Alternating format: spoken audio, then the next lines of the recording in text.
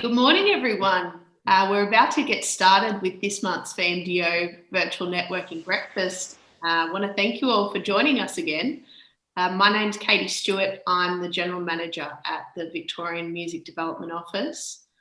So the VMDO have been hosting virtual networking breakfasts online since March last year, right when the pandemic began, and this will be our first networking breakfast back in 2021. And today we're going to have a really special session for you. Later this hour, we're going to be joined by Hugh Forrest, who's the Chief Programming Officer, and Dev Sherlock, the Music Programmer for South by Southwest. And they're going to be chatting in conversation with Andrew Watt about what you can expect from the South by Southwest digital experience this year. So before we go into the talk today, as is tradition, we always have a networking component to our VMDO virtual networking breakfasts, where we'll give you an opportunity to meet each other and have a chat. So welcome back, everyone. We're now going to start today's conversation. So if I could ask you all to pop your microphones on mute in the bottom left-hand corner of your screen, if you haven't done already. We have people joining from all over Victoria and possibly from around Australia as well. I am on the land of the Wurundjeri people of the East Kulin Nation this morning, and I'd like to acknowledge that. If you're a First Nations person here today, I'd like to acknowledge you and all the traditional first owners of country and recognise their continuing connection to land, waters and culture, and pay my deep respects to elders past, present and emerging. So at the end of today's talk, we're going to give you all another opportunity to go back into those same networking groups that you were in this morning and continue your conversations, connect with others and also have a chat about what you learned from today's conversation. So we'll also have time for questions at the end of today's talk. So we have the chat function here ready to go. If you think of anything that you'd like to ask the panelists, feel free to pop it in the chat and we'll address your questions at the end as well. So we're going to begin today's session. South by Southwest was founded in 1987 in Austin, Texas, and it's best known for its conference and festivals that celebrate the convergence of interactive film and music industries. And for the music industry specifically, the South by Southwest Music Festival is a melting pot of artists and music professionals and has a reputation for supporting business opportunities on the world stage. So for the very first time in 2021, South by Southwest will be delivered entirely online. It's going to be taking place from March 16 to 18, and the digital experience will bring delegates the benefits of sessions, film festival screenings, music showcases, networking and exhibitions. So today we're incredibly lucky to be joined by Hugh Forrest, who's the Chief Programming Officer, and Dev Sherlock, Music Programmer from South by Southwest, who will be discussing the decision-making process behind delivering the event online, what you can expect and how their vision aligns with what the creative industries need in a time of crisis. So moderating the conversation today, we have Andrew Watt, who is the Australia, New Zealand, South by Southwest Representative. And I'll hand it over to you now, Andrew, to start today's conversation. Thanks, Katie. Thanks very much. And thanks, Dev and Hugh, for making yourself available for this. I know how busy you are right at the moment. We're 3 weeks out from a very big event. I just wanted to, and I don't want to dwell in the past too much, but I just wanted to start by taking you back probably to a nightmare. The 6th of March 2020 was the date that the City of Austin said that South by Southwest 2020 would not be proceeding. Can you maybe, Hugh, start off just giving me a sense of how surreal that moment was and the few days and weeks after that? How surreal. It was surreal, Andrew.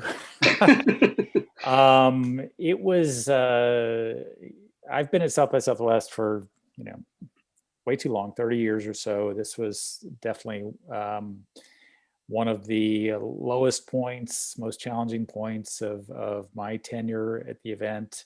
I certainly probably had more of an idea that it was coming to this than other staffers. We had been working, the portion of the staff that focuses on safety for our community and our attendees had been working with a group called APH, which is Austin Public Health, and working with them throughout February last year, and talking to them about was it going to be viable to put on South by Southwest. There's this virus we've heard about in Asia, and it hasn't really come to the US yet. And the consistent feedback we were getting from APH for most of February was, we should be all right. You need to have lots of hand sanitizing stations, around the convention center and the other venues. But if you do that, we should be all right. And then the narrative began to change a little bit at the end of February to, well, maybe this isn't going to be all right. And then, as you say, March 6th, which was a week before the event was scheduled to begin, the city canceled South by Southwest under the grounds that it was not going to be safe. It is hard as humans to remember things from the past. I will say in the US, at least in early March, we really had no conception of what this virus was going to be like. And there were plenty of folks on staff and in the city and around the US who thought that the city had been premature in canceling South by Southwest. Certainly in retrospect, a month later, 2 months later, 3 months later, this was absolutely the right decision from the city, because it would have been a super spreader event in a way that few other events would have been super spreaders. So again, it was the right thing to happen, but we've never canceled an event before, never canceled this close, never worked for 10 months on putting something together and be so close. And then it all begins to fall apart. So yeah, there were lots of tears within our staff shed that day. And it was a tough time. I'm going to let Dev talk a little bit more about my two personal stories there. Are as follows. One, my wife is Chinese. She had gone back to Beijing in January to visit her family because her mom was ill, and this had nothing to do with COVID, but she got stuck in Beijing because she couldn't then get out of China. So I had some context in terms of how bad it was in China. And then she ended up couldn't get back to the US until mid-April. And then post South by Southwest, from a more personal standpoint, I'm, knock on wood, generally pretty healthy. About a week after South by Southwest, I got the worst backache that I've ever had in my life. Had that for a week where I just couldn't get out of bed. It was entirely psychosomatic. Finally, a week later, I kind of had done enough grieving on this event, processing on this event, and I haven't had those back challenges again. But it was again, I'm sure all of us, our staff and other people in our community, had some kind of similar reaction. But again, we'll let Dev talk about it a little more from his perspective in terms of what his experience was last spring. Yeah, I mean, Dev, for you, obviously there's bands from around the world. You're, primarily responsible, not primarily, but you are responsible for Australia and New Zealand artists. But there's artists from all around the world. How rapid was the movement forward where you were able to work out what was going to happen with those artists? And moving forward, a lot of them are now going to be participating this year. Well, to Hugh's point, it was certainly a devastating moment. There wasn't a lot of time to sort of wallow in your own devastation. You would have thought like, well, that's that. Let's go to the bar. That wasn't the case. There were two things we sort of had to do right away. And the first one was just be at your desk and pick up the phone and be accountable, because all of your partners and stakeholders and presenters and artists, everyone you worked with all year to bring this together, wanted answers. Again, this goes back to us being one of the first dominoes to fall, as you referenced. So there was no point of reference for 99% of the people that we work with. So just being there and talking to them and taking their call and listening to them, that was the first thing we had to do. We couldn't hide. We had to say, this is what's happening, and this is why it's happening. And, hopefully you'll understand why, in another month. But then immediately it was, okay, what are we going to do next year? We had to start thinking, right away. The music team was already looking around at what are artists doing? What are other live streaming platforms out there? What is working? What is not working in the virtual sphere? Do we want to create a VR world? Do we want to, just really looking around and seeing what everyone else was doing and trying to find what we thought was the best of that to begin our planning, to begin that roadmap to where we are coming up to in 2021. I mean, I kind of find it amazing that, I started with South by in February of 2020. It was an interesting way to start a new job. And, just to watch almost from an outsider being an insider, being an outsider at the same time, all the way here to step back and go, wow, what has been achieved in, it's literally less than 12 months, to then look at the program and look at what's been created for 2021. I think it's quite extraordinary, actually. And what was the process of kind of reaching that decision and then trying to shape the event into what it's going to be? That's a broad question, I know. I think Hugh will tell you that we had to plan two simultaneous options. We had to plan a virtual one, and we had to plan a live in-person one, because no one knew 12 months ago which it was going to be. So we were really going down two tracks at the same time. Yeah, I mean, there was certainly a scenario in April and May and June, particularly last April, May, June 2020, where we thought, A, this will be completely resolved by March 2021. B, it will be, the pandemic will be, mitigated enough that we could do a in-person event or a smaller in-person event along with a virtual event. So as Dev said, we had various different options that we're trying to kind of plan simultaneously. And then I would say by mid-October, November, the city of Austin had gone from a stage 4 to stage 5 in terms of the number of cases in Austin. And at that point, it became pretty obvious that we could not do anything, even a small in-person event for March 2021. And in a sense, that was a liberating point, because you knew then, okay, well, we don't have to plan 3 different things or 2 different things anymore. We can focus entirely on the virtual event. But I will also say that, we have 30 years of experience producing live events, and we've gotten a little better every year. And over 30 years, that's produced a pretty compelling event.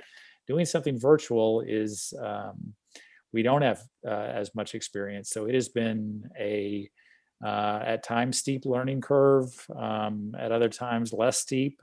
But again, just a whole new skill set versus what we had traditionally done. And again, that traditional having done this before so many times, an in-person event, you kind of have a muscle memory of, well, this week in January is always a really bad week because we have to do this, but next week will be okay. And whereas this year, it was, it's just been, well, what comes next? What do we have to figure out next? Oh, we haven't figured that yet. Oh, yeah, we did 3 weeks ago, remember? So it's been a little bit of an adventure, more so than usual, but I'm really, really excited and really, really proud. the programming we put together. I think the content is really, really compelling, and I think it's something that our community will really get a lot of enjoyment and worth out of experiencing. It's clearly different, but one of the things that struck me looking through the programming and looking through the timing of different events and showcases and films and panels is you do actually in the online environment have the capability of being more than one place at one time. Which is quite amazing. When you're there physically, obviously there's a bit of FOMO that you choose one panel and you miss out on another. One of the joys of this online event is that you can be, working in a booth if you happen to have a booth like VMDO has. You can be watching a film. You can be having a meeting. You can be doing if you're pretty good at multitasking, you can actually be a lot of places at the same time in this online environment. And I think that's giving people a chance to absorb an amazing amount of South by Southwest experience without having to leave home. It's kind of interesting. Yeah. Well, it also eliminates for a lot of our content one of the biggest pain points we've had over the last decade, if not more, which is a limited capacity. Whether that's we have a great band in a Austin club that only holds 200 people, and so there's a line of 200 people out the door that can't get in, or a great speaker in a room that only has 500 seats. For most of that content in the virtual event that is 2021, again, that capacity issue is no longer a problem. The only point where it will be a little bit of a constraint is with film screenings, some of which have a cap and some of which are geofenced. So that's a little bit different, but for most of the music content and for the conference panels, presentations, we very much eliminate that pain point, and that's a great thing.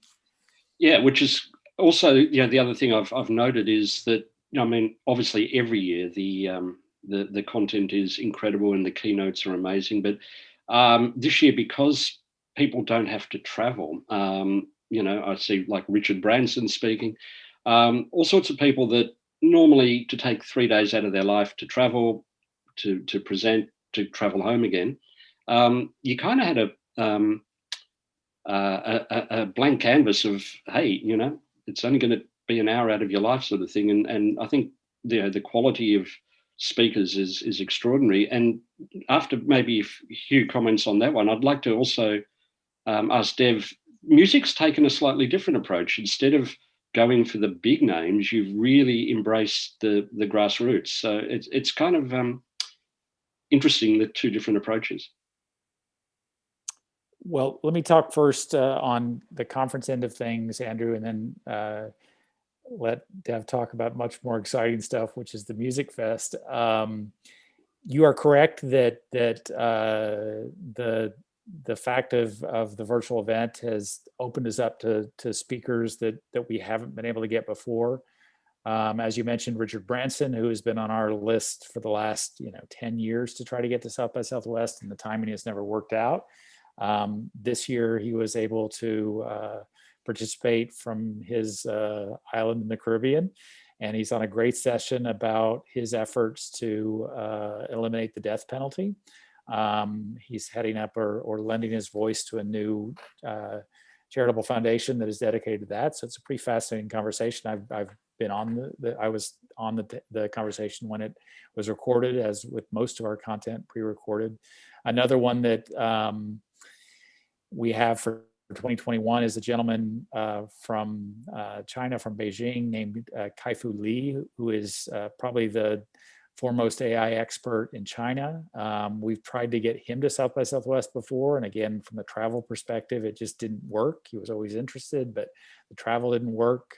This year, he was able to again be involved because of the virtual aspect just makes that so much easier. And there are countless other stories like this of people that we've wanted to have involved before, big name speakers or just speakers on the other side of the globe that the virtual nature of the event has worked in our favor here.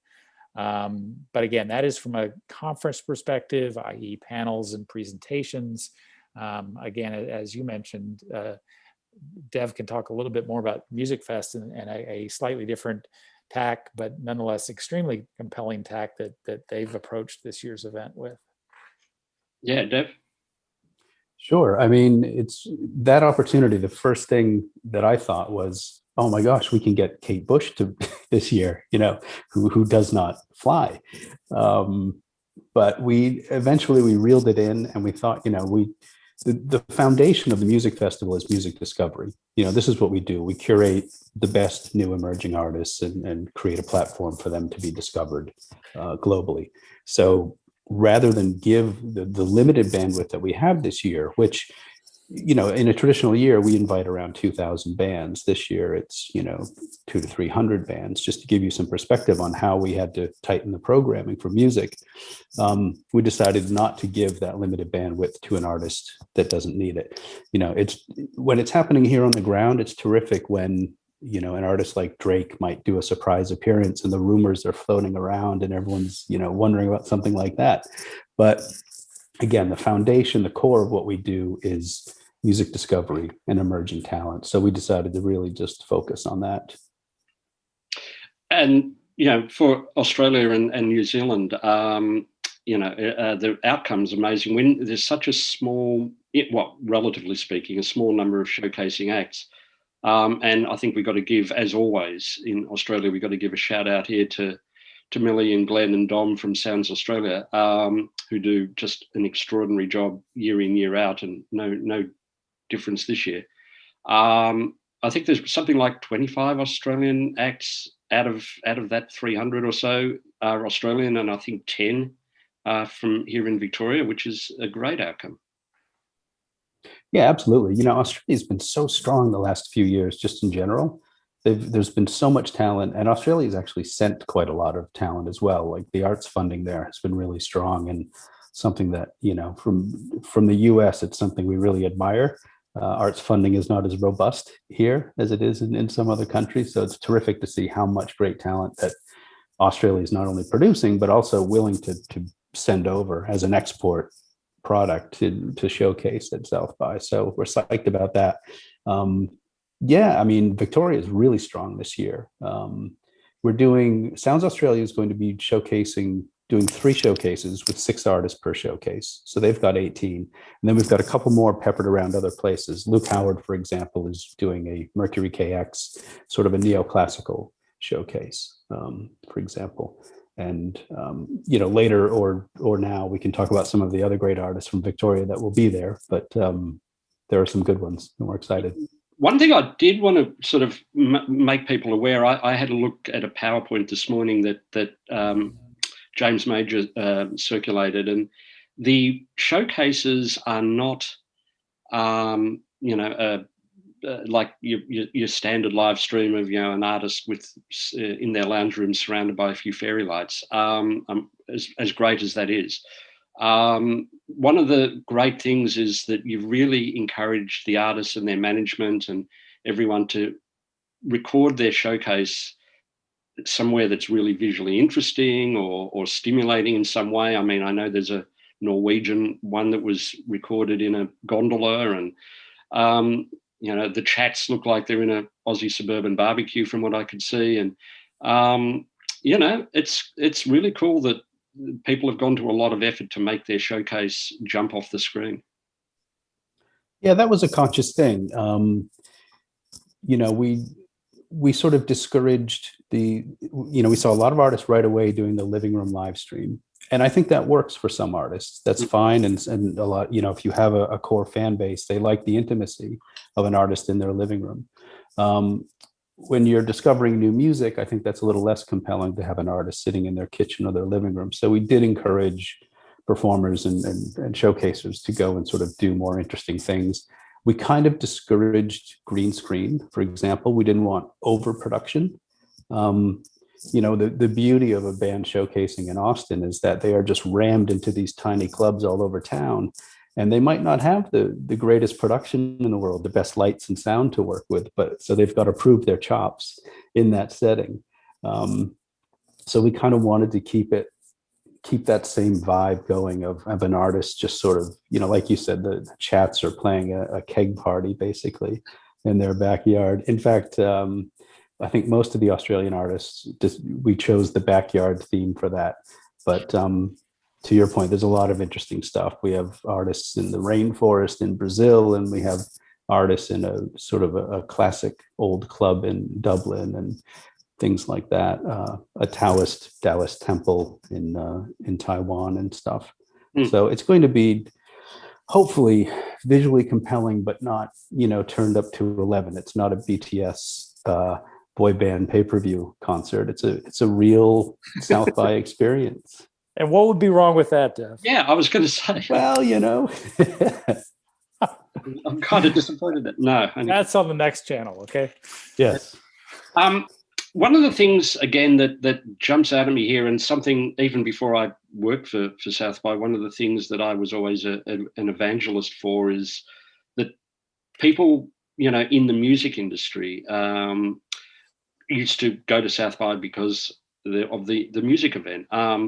But I always said, if you can afford the time, if you can stay away from home a little bit longer, go early, go to interactive, get a platinum pass, go to film, because there is so much diversity, and people in the music world can learn so much from the, it's called interactive, but, from the technology, innovation, film space, the cross-pollination between the different streams.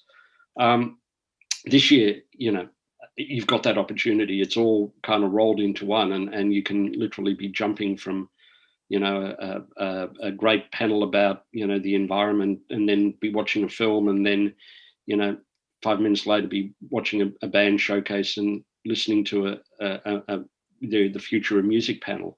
Is that, I just think this year represents a great toe in the water for people to experience that breadth of what South by actually does offer. There's a statement rather than a question, but does that kind of Hugh, does that well, kind of with your I think your perspective there is good, Andrew. As Dev mentioned, and as was mentioned in the intro, we're slightly the days are slightly less this year. We're March 16th through 20th, so it's a 5-day event versus a 9-day event.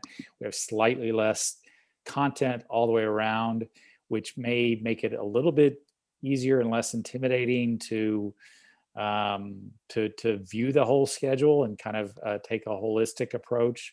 One of the biggest, I think, unique aspects of South by Southwest, one of the things that's always made it so compelling is reiterating what you said, that ability to take part in all these various different creative industries that come together in Austin, as they do it in a few other places, with the virtual aspect or the virtual nature of the 2021 event. That's just even easier than before.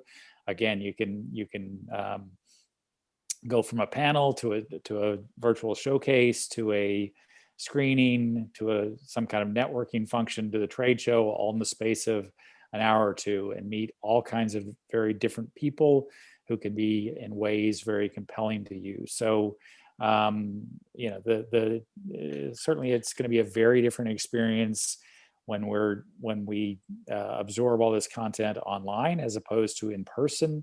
But that said, there are some great opportunities the online platform opens in terms of being able to experience more of the event, understanding more of the event, networking with different kinds of people. And I think that's always one of the most compelling things about South by Southwest, and the biggest advantages is if you can force yourself to network with people who you're not particularly familiar with, but find out that you have potentially common business interests, and you can establish new connections and relationships that can lead to lots of different new and different opportunities down the road. I won't go into the tech side of things too much, but I've been wandering around the online platform that the event's going to be held on, and the connectivity and networking capabilities are pretty amazing. When people, and I know a few people have already been on there, and you can meet up with people, you can request meetings, you have a schedule, you can reach out. There's even, AI recommendations about people that might be interesting to you and you might be interesting to them. It's not, going to be one of those sort of online experiences where you feel a bit sort of isolated. You're sitting here and being an observer. You can choose your own adventure and reach out and connect with people if you want to, or you can literally just absorb content and watch films and watch panels. But the connectivity of the platform is kind of next level as far as I'm aware. It's going to be Andrew, interesting in that respect. If I can add to that and sort of pick up on what Hugh was saying with regard to Music Fest specifically, music attendees typically come and they're just going to see music all day long and all night long, and then sleeping for a few hours. The artists that attend and perform here, their credentials give them access to panels and films and mentor sessions and all these other opportunities that they rarely get to take advantage of. So the thing that I'm really encouraging artists to do this year, and managers and agents and everybody else that are focused strictly on live music most of the time when they're here on the ground, is there's an opportunity for them now to learn and gain some knowledge and attend some music industry panels, some keynotes, maybe even do a mentor session with someone that wants to talk to you about, publishing or publicity or something like that. And also keep in mind, cross-branding in music now is everywhere. I mean, we have cannabis folks here, we have gaming folks here. These are areas where if you're really thinking outside the box in terms of an artist, whether you're a manager or an artist, these are areas you want to be aware of. And if this is an opportunity to learn a bit more about those areas. So I would just say, it's not just about live music. Don't snooze on what you can learn about music. Absolutely. And the other good thing is, over the 5 days, that's you can consume an amazing amount of knowledge in 5 days. But a lot of the information, a lot of the sessions are still going to be available for registrants after the 5 days is over. Is that accurate? Yes, Andrew. And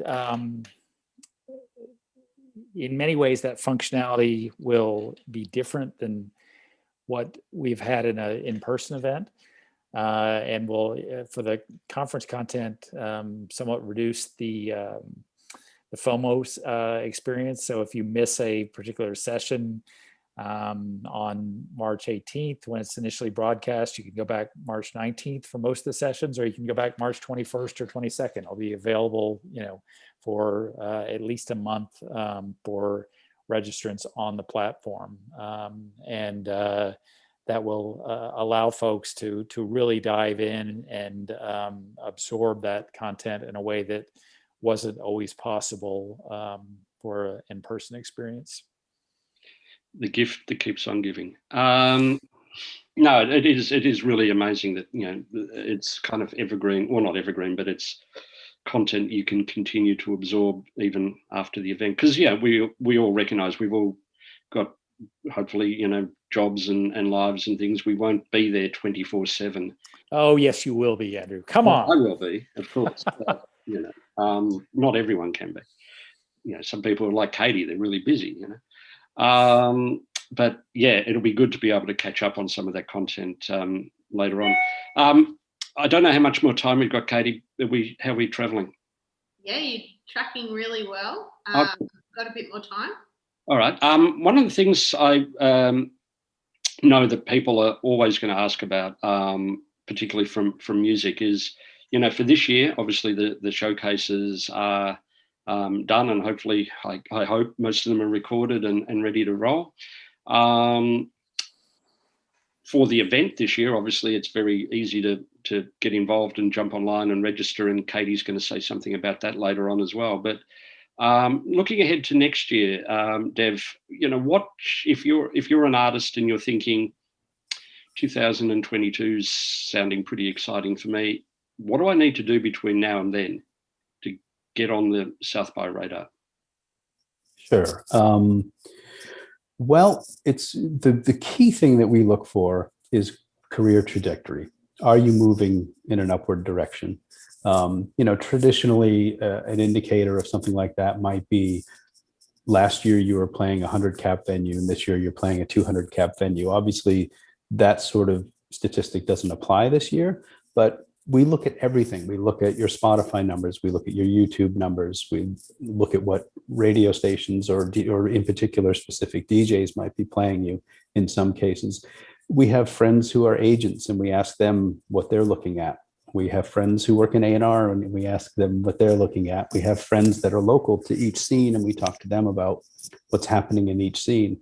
So as long as you're making noise and getting onto websites and maybe getting played on, Triple J's Discovery Show or other new music programming around the world, it's really about making a case and having a story that you started here and now you're here and you're ready to go from Australia to a global stage.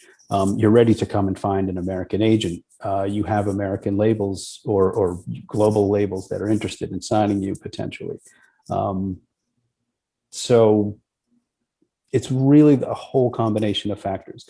Without the live factor this year, obviously, I think a new indicator that's going to enter our purview this year is live streaming and how active have artists been on live stream and things like that. Social numbers are important. It pains me to say that TikTok is something that we would be looking at because it just isn't for everybody. But if you can find a way in, maybe it's not a dance or a sea shanty, but maybe you have another angle that can get you onto TikTok, as a meme. But yeah, so live streaming is something that also, have you been active online? It's a tough time for artists to be creative. So I would just hope that this year has not been a lost year for artists. I hope that they've been able to either go and woodshed and write music or get better at their guitar or get better at their technology, or they've been active online and communicating with their fan base on social media and things like that. Just stay active and show us that you're building a story and that there's something happening and a reason to come over to South by Southwest.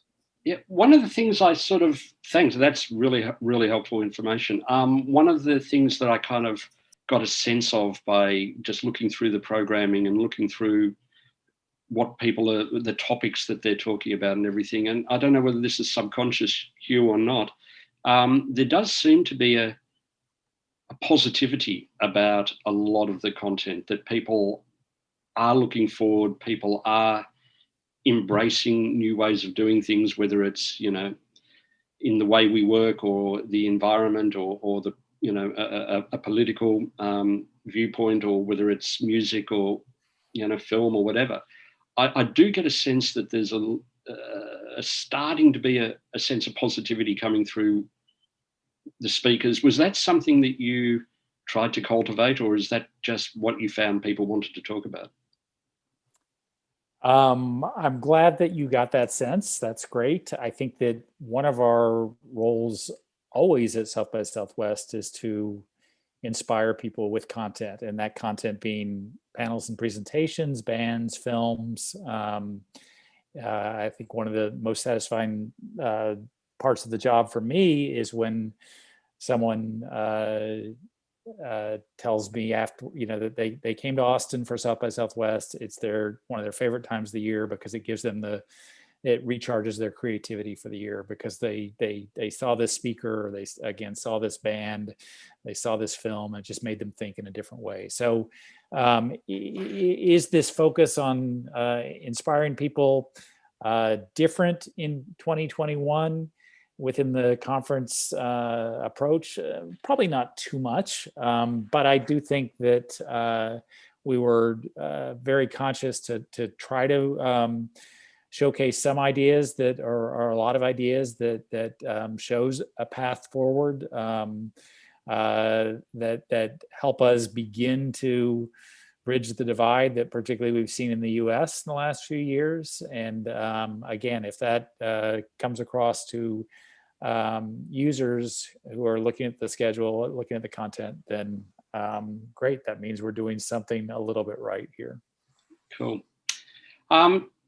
Maybe from both of you, maybe starting with Dev, just 2 or 3 highlights that jump out to you. And I know, every showcase is a highlight. Every event is its own highlight, and people can choose their own adventure. But is there a couple of things that you're particularly excited about from your side of things? Well, I'd be remiss if I didn't say that the Australian showcases aren't, and they are especially good. I mean, we went with the backyard theme. No Money Enterprise is rapping with kangaroos in the woods behind them, literally. There's just, like, we have artists like Kian that I think are just so special, and that the world's now going to get to see on this platform. I just think as an overall experience, we can't bring breakfast tacos to you, but I think the rest of the experience is going to be pretty transportive and allow you to sort of not just escape, but to feel like you're a part of something, in this pretty much the same way as if you came to Austin. But again, without the breakfast tacos, without the barbecue. You'll have to come back next year for that. But we've done all we can to recreate the experience to make it similar. I mean, right down to the fact that music showcases are not going to be available on demand until after the event is over. It is, the FOMO is there. You have to be there in real time. And if people are chatting about it on Twitter, and people are in the chat room talking about the bands and stuff, that energy and that we just saw this happen in real time, that will be there for music. So I think that also helps recreate the experience as best we can virtually. And Hugh, I noticed an announcement that came out about, speakers, and I paused for a moment and I went, where else in the world would you see a paragraph that mentions George Bush and Chance the Rapper in the same paragraph? But, there you have it. I mean, what are some of the highlights for you? From a conference perspective, let me mention 2 that I think are particularly exciting and South by Southwest-esque. Yes, we had a announcement of more keynote speakers today and more featured speakers. President George Bush and Secretary Pete Buttigieg and the author Charles Yu, all great people. You can find that on our website. Someone I'm really, really excited about, who we announced, I think 2 weeks ago, will be our opening keynote speaker on Tuesday, March 16th. She is Stacey Abrams, who is the candidate for governor in Georgia. More recently was very, very involved with the Get Out the Vote movement in Georgia, and historically turned Georgia from a Republican state to a Democratic state, which very much pushed the election in favor of President Biden, and also changed how the Senate, the makeup of the Senate. So she's spoken at South by Southwest 2 years ago. She'll be back speaking this year. And what's particularly neat about her participation is she'll give a 10 or 15 minute solo presentation. Then she'll be in discussion with a science fiction author named N.K. Jemisin. Jemisin, who is a Hugo Award-winning science fiction author. They're going to talk about the power of narrative to shape stories, and how that can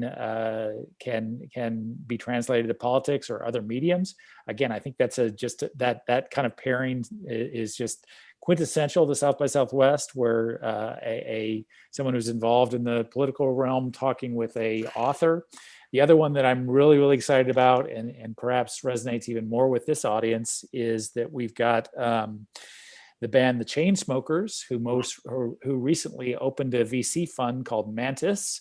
They are doing a presentation where they're mainly talking about about this new venture capital fund, about why they got into venture capital, what they're investing in, how being an investor is similar or dissimilar to being a band.